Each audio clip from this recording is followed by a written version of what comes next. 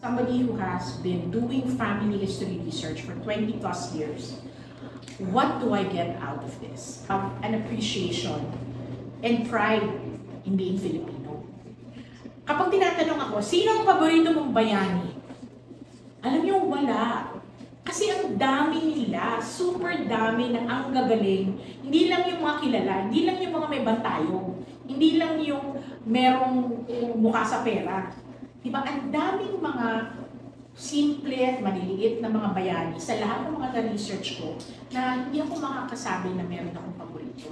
Kasi nga, ang daming mga magigiting na Pilipino. One of the things that I do on my socials is gusto kong ikwento yung mga kwento ng mga Pilipino hindi natin masyadong kilala. Genealogies and adventure! I just can't get enough. I just can't get enough. Meow meow.